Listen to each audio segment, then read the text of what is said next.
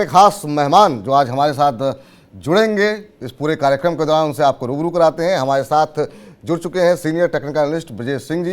ब्रजेश जी, बहुत बहुत स्वागत है आपका आज के मनी 9 के इस मंच पे। सबसे पहले आपकी टिप्पणी जो है बाजार पर ही जानना चाहेंगे, कैसे देख रहे हैं यहाँ पर बाजार को आप? बहुत निराशा हो गई थी लोगों को कि अब पता नहीं क्या होगा, कितना नीचे जाएगा। 14,500 के स्तर, 14,400, 14,200 की बात हो रही थी, लेकिन धीरे धीरे करके जो है हमने देखा कि पहले म्यूचुअल फंड ने संभाला और अब एफआईज भी वापस आते दिखाई दे रहे हैं। कैसे देख रहे हैं आप बाजार को अगले एक महीने में? गुड आफ्टरनून विपुल जी। देखिए, ओवरऑल अगर हम ट्रेंड की अगर आप बात करें तो ट्रेंड इस समय पॉजिटिव है। 15,200 से जो रैली चालू हुई थी वो अभी भी थमी नहीं है, और आप देखिए कि जो हर एक लेवल का पड़ाव पे जो रेजिस्टेंस प्ले कर रहा था 15,700, 15,800, उसको ब्रेक किया। उसके बाद में फिर साइकोलॉजिकल मार्क आपका 16,000 का था, उसको ब्रेक किया। तो हर एक लेवल को ब्रेक करते हुए निफ्टी ऊपर की तरफ ड्रिफ्ट हो रहा है, और जो लेवल ब्रेक करके ऊपर की तरफ ड्रिफ्ट हो रहा है वो एक रेजिस्टेंस थे। आज के मद्देनजर में अगर हम देखें, निफ्टी जो एक 16,700 के ऊपर बंद हुआ, ये हाल फिलहाल में ये दर्शाता है कि मजबूती बनी हुई है। जुलाई की सीज़न में जैसे आपने कहा, आप बात कर रहे थे कि पहले एफआईआई बिकवाली में थे और अब एफआईआई की बाइंग आ रही है।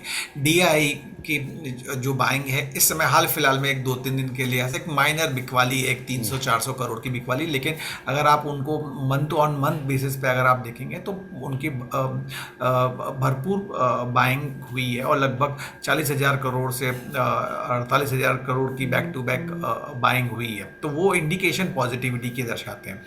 निफ्टी की अगर मैं बात करूं तो मेरा ऐसा मत है, इमीडिएट अगर रेजिस्टेंस को देखा जाए, जिसको क्योंकि सिंस आने वाला गुरुवार जो है वो एक मंथली एक्सपायरी का रहेगा, तो उसमें उतार चढ़ाव बहुत आपको देखने को मिलेंगे। और आपका जो सोमवार का है वो, क्योंकि रिलायंस अपने आप में एक दिग्गज है, and we all know that कि मार्केट में कहावत है कि उसका जो शेयर है वो हाथी की चाल की तरह है। तो जिस तरफ अगर वो चलना चालू कर देगा तो आप देखेंगे निफ्टी को कोई बड़ी बात नहीं, 17,000 के भी लेवल को क्रॉस होता हुआ देखें।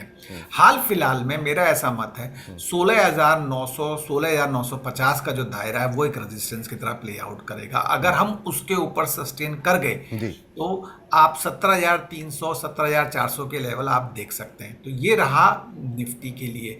बैंक निफ्टी की बात करता हूं तो बैंक निफ्टी का सबसे बड़ा प्लस पॉइंट जो है वो ये है कि जो 200 दिन के सिंपल मूविंग एवरेज है उसके ऊपर ट्रेड कर रहा है। 36,400 का उसका 200 दिन का सिंपल मूविंग एवरेज है, और टेक्निकल लिहाज से जो स्टॉक्स या इंडाइसी 200 दिन के सिंपल मूविंग एवरेज के ऊपर ट्रेड करते हैं वो दर्शाते हैं पॉजिटिव स्ट्रेंथ।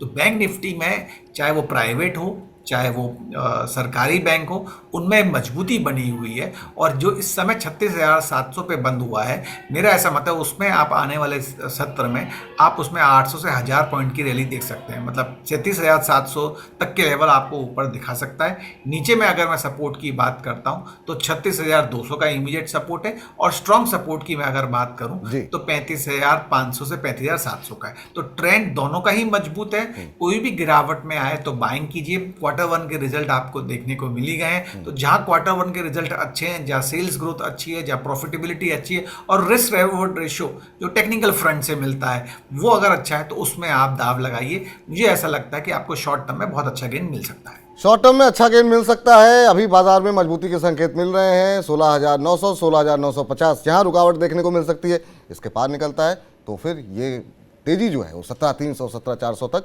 जाती हुई दिखाई दे सकती है। तो तकनीकी रूप से ब्रजेश जी का ये मानना है। ब्रजेश जी, अब चूंकि नतीजों का जिक्र आपने किया तो आईटी कंपनियों के नतीजों ने काफ़ी निराश किया। टीसीएस हो, एचसीएल टेक हो, उम्मीद से नतीजे खराब रहे, और विप्रो का मुनाफा हमने देखा 21% के आसपास गिरता हुआ दिखाई दिया। अब ऐसे माहौल में जब भी रुपया कमज़ोर होता था तो लोग आईटी शेयरों की तरफ खरीदारी के लिए भागते थे। इस बार वो माहौल नहीं दिखाई दे रहा है। कैसे देख रहे हैं आप आईटी शेयरों को, और आईटी शेयरों में क्या कोई खरीदारी के मौके आपको दिखाई दे रहे हैं क्या?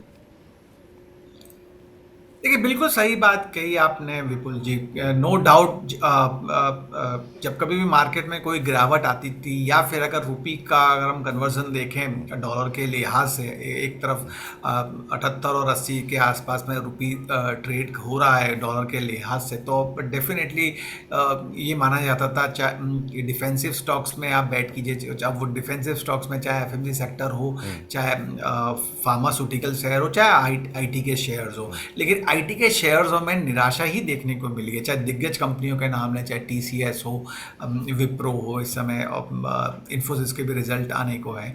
बट मेरा ऐसा मत है कि अगर आप ट्रेडिंग प्रोस्पेक्टिव से देख रहे हो उसको, एक हफ्ते से लेके एक महीने के लिहाज से, तो ट्रेंड अभी भी थोड़ा सा नेगेटिविटी के लिए है। लेकिन कुछ चुनिंदा स्टॉक्स ऐसे हैं जहां की पॉजिटिविटी बनी हुई है। जैसे कि अगर मैं एग्जांपल लूँ, हैप्पीएस्ट माइंड है, चार्ट पे बहुत अच्छा लग रहा है और लगभग 1570 और 1600 से उसमें जो गिरावट आई है और 800 के आसपास में उसने एक बेस फॉर्मेशन बना के जो उछाल लिया है और इस समय जो 1000 के आसपास में बंद हुआ है, वो दर्शाता है कि इसमें पॉजिटिविटी है। तो अगर किसी का मत इन्वेस्टमेंट के लिहाज से, तो मैं ये कहूँगा कि आप उसमें निवेश कर सकते हैं, लेकिन पॉइंट ऑफ व्यू 6 महीने से 9 महीने का होना चाहिए।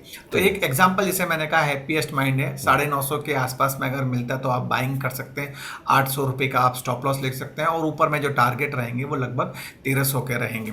दूसरा ही एक और स्टॉक है जो चार्ट पे बहुत अच्छा लग रहा है, लेकिन ये मिड कैप आईटी काउंटर है, टाटा एलेक्सी है, लगभग 8360 के आसपास में बंद हुआ है। तो अगर इसमें भी थोड़ी बहुत हल्की फुल्की गिरावट आती है या मौजूदा सर को भी मैं लेके चलूं, तब भी आप इसमें बाइंग कर सकते हैं। 7700 का आप स्टॉप लॉस ले सकते हैं और ऊपर में जो टारगेट रहेंगे वो लगभग 9200 के रहेंगे। एक साल के लिहाज से अगर मैं कहूं तो लगभग 10,500 तक के भी टारगेट ऊपर में देखने को मिल सकते हैं। लेकिन जैसे कि मैंने कहा कि जो लीडर्स हैं, इन्फोसिस है, विप्रो है, एचसीएल टेक है, टीसीएस, ये अभी भी मैं अवॉइड करने की सलाह दूंगा। लेकिन चुनिंदा मिड कैप शेयर्स में आप निवेश कर सकते हैं। तो आईटी में अगर आपको पैसे लगाने ही हैं और आपने सोच रखा है कि आईटी में एक्सपोजर होना चाहिए, तो टाटा एलेक्सी और जो है यहाँ पर आप खरीदारी कर सकते हैं। इसके अंदर स्टॉप लॉस और टारगेट जो बताए गए हैं ब्रजेश जी की तरफ से, उसका ध्यान जरूर रखें। हैप्पीएस्ट माइंड और टाटा एलेक्सी 2 शेयर की रिकमेंडेशन यहाँ पर आई है। लेकिन इन सबके बीच नतीजों का जिक्र चल रहा है, तो एफएमसीजी ने हमने देखा कि एचयूएल के नतीजे काफ़ी अच्छे रहे, वॉल्यूम ग्रोथ जो है वो कम रही, लेकिन मार्जिन्स को मेंटेन रखा है, बाजार की उम्मीदों से बेहतर रहे। और इन सबके बीच में आईटीसी के शेयर में भी हम देख रहे हैं कि एक अच्छी चाल कब चलेगा और अब ऐसा चल रहा है कि पूरे बाजार को आउट परफॉर्म कर रहा है, 300 के ऊपर आ गया आईटीसी। आप कैसे देख रहे हैं एफएमसीजी सेक्टर को, खासतौर से एचयूएल और आईटीसी पे आपकी राय? तो विपुल जी, मैं यही कहूँगा कि देखिए, मानसून सीजन भी है और मानसून सीजन में अगर हम सेक्टर वाइज अगर देखें तो ऑटो और एफएमसी सेक्टर हमेशा निवेश बतौर ध्यान रहना चाहिए। एचयूएल अपने आप में एक दिग्गज कंपनी है। डेली चार्ट्स पे अगर हम देखें तो जो higher tops and higher bottom formation जो बना हुआ है वो मजबूती के संकेत दिखाता है।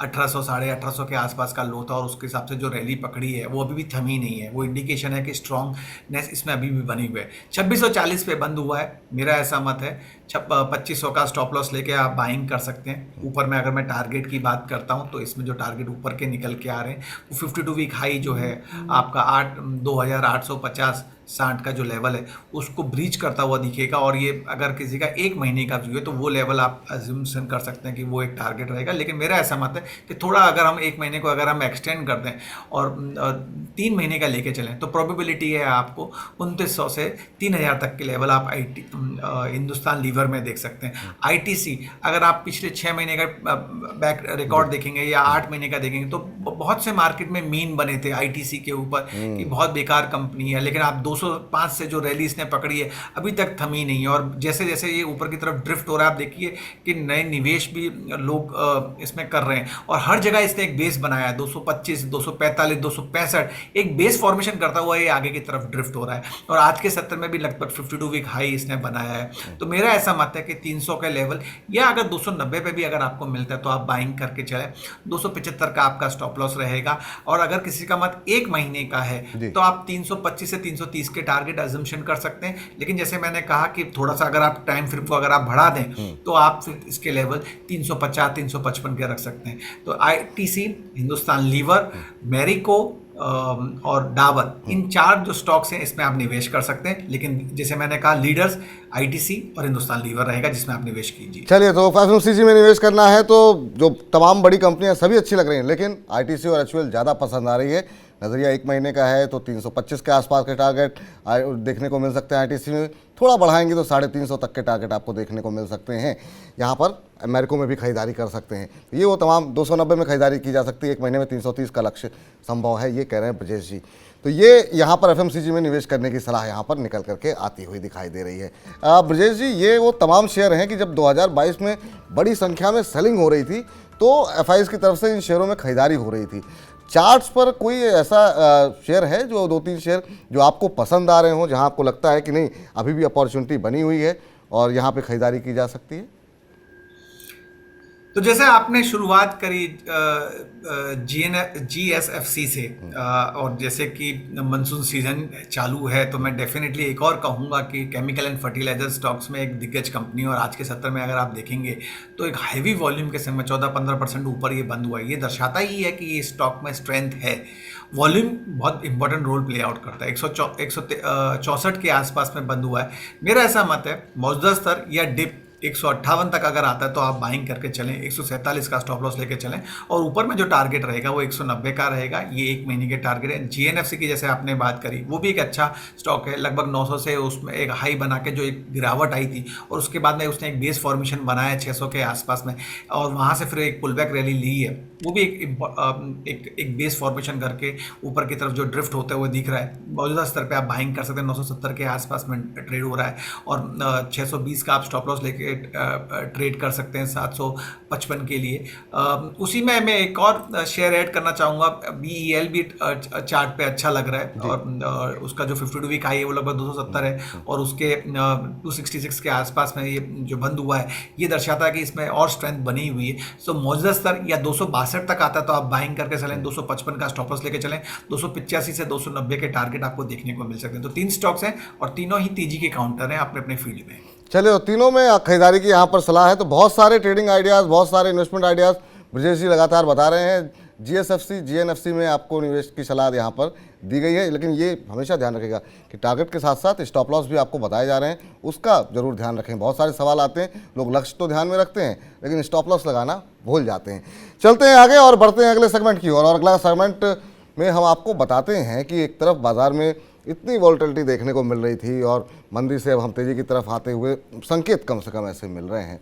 अब ऐसे में कौन से ऐसे शेयर रहे जिनमें सबसे ज़्यादा तेज़ी देखने को मिली, और उसके बाद हम 5 शेयर ऐसे ही बताएंगे जहां सबसे ज़्यादा गिरावट देखने को मिली। तो जरा पिछले 1 महीने की चाल जो है, कुछ शेयरों में कुछ ज़्यादा जो अनयूजुअल मूव दिखा है, जहां पर अच्छी खासी तेज़ी देखने को मिली है, उन पे जरा नज़र डालते हैं कि वहाँ पर किस तरीके का प्रदर्शन देखने को मिल रहा है। तो जिन शेयरों में शानदार रिटर्न देखने को मिला है उसमें पीसी ज्वेलर्स में जो है हमने देखा करीब 101 महीने के अंदर डबल हो गए लोगों के पैसे, डबल से ज़्यादा हो गए पैसे। 22-24 रुपये का शेयर 54-55 रुपये पे आ गया।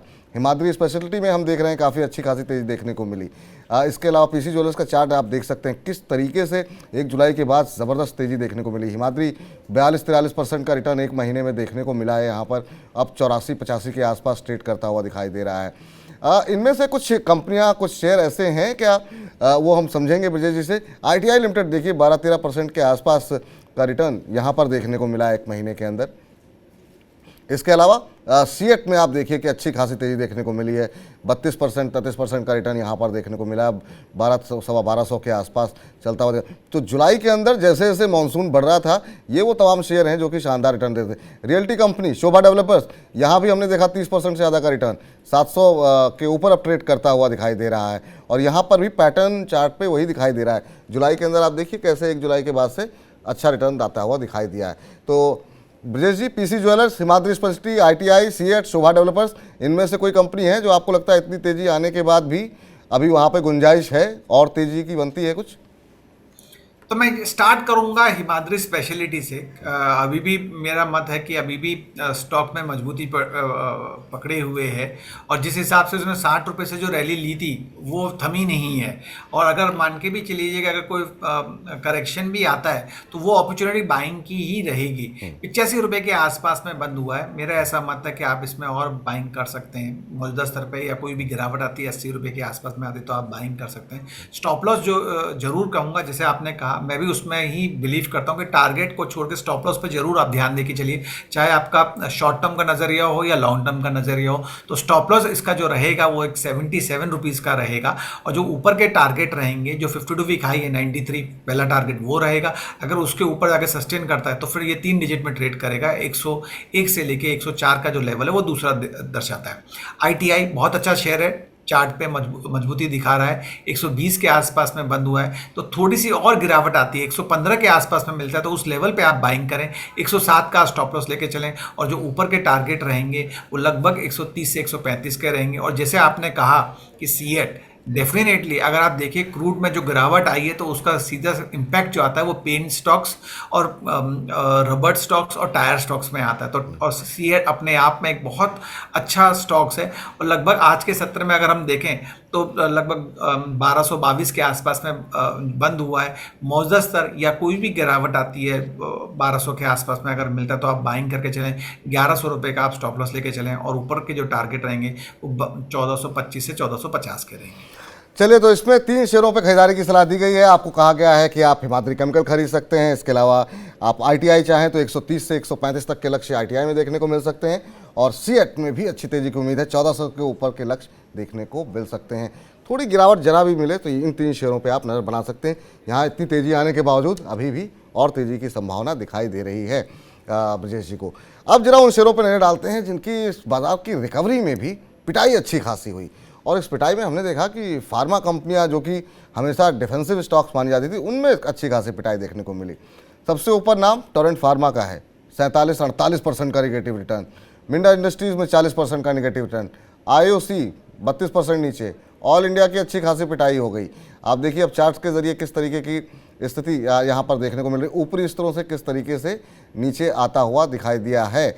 इसके अलावा अगर आप देखें IOC की बात करें, थोड़ी सी रिकवरी जो है 15 जुलाई के बाद आई है, लेकिन ऊपरी स्तरों से किस तरीके से टूटा है ये आप चार्ट्स पे देख सकते हैं। इसके अलावा जो है अगर आप निरालें मिंडा इंडस्ट्रीज़ पे, यहाँ पर भी ऊपरी स्तरों से शेयर थोड़ा हल्का हुआ है। और इसके अलावा ऑयल इंडिया पे भी नज़र डालते हैं, वहाँ पे क्या स्थिति देखने को मिल रही है। ये वो तमाम शेयर हैं जो कि ऊपरी स्तरों से थोड़े हल्के होते हुए दिखाई दिए हैं। आपकी सलाह गिरते हुए शेयरों में, ऑयल इंडिया हो या फिर मिंडा हो, इन सब में कोई ऐसे शेयर हैं जो आपको लग रहा है कि काफ़ी टूट गए हैं, यहाँ पर जो है खरीदारी की एक उम्मीद बन सकती है?